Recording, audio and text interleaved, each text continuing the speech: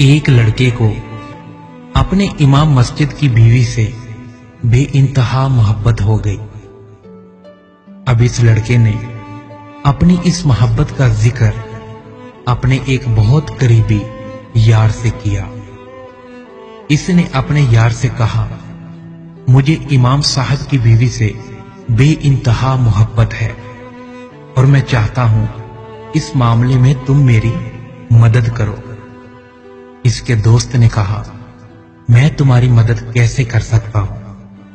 اس لڑکے نے کہا، میں امام صاحب کی بیوی سے ملنا چاہتا ہوں، لیکن مسئلہ یہ ہے امام صاحب نماز پڑھا کر جلدی گھر آ جاتے ہیں اور مجھے ملنے کا بالکل بھی وقت نہیں ملتا۔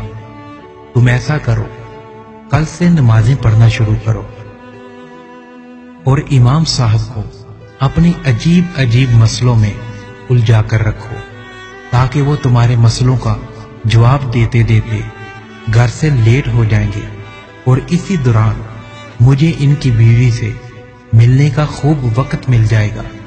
اس کے دوست نے کہا، یہ تو کوئی مسئلہ ہی نہیں۔ اس کے اگلے دن وہ لڑکا نماز پڑھنے کے لیے چلا گیا۔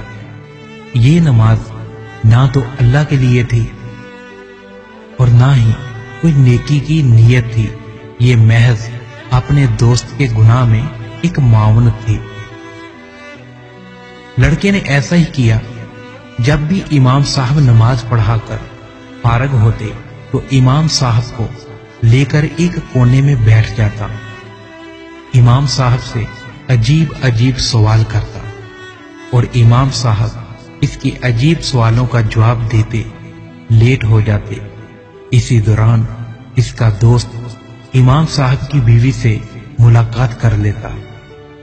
یہ معاملہ تقریباً 2 سے 3 مہینے چلتا رہا۔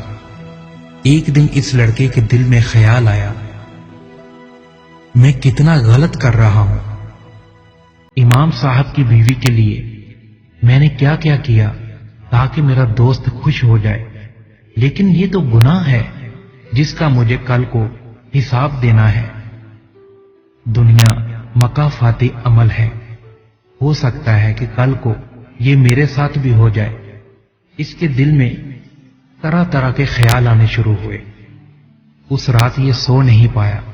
اس نے عہد کیا، میں صبح جا کر امام صاحب سے سب بات بیان کر دوں گا، اس کے بعد وہ مجھے جو سزا دیں گے مجھے قبول ہے۔ ایسا ہوا۔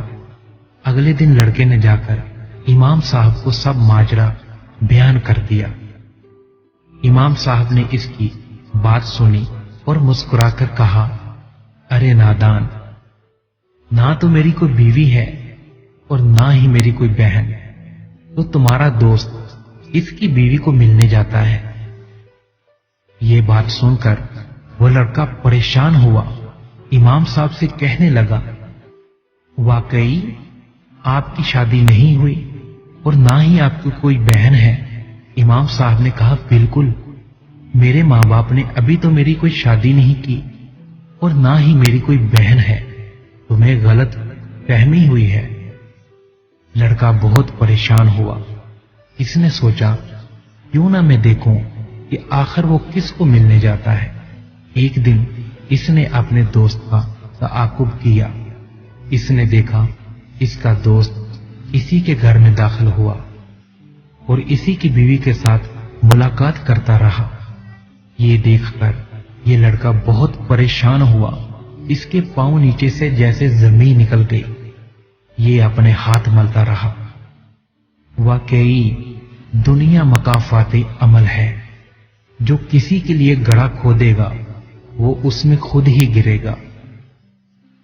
اللہ تعالیٰ فرماتے ہیں، گناہ میں کسی کا ساتھ مت دو اور نیکی میں بڑھ چڑھ کر ایک دوسرے کا ساتھ دو، اور اچھا دوست وہی ہے جو کسی کو گناہ سے روکے اور اس کو اللہ کی طرف متوجہ کرے۔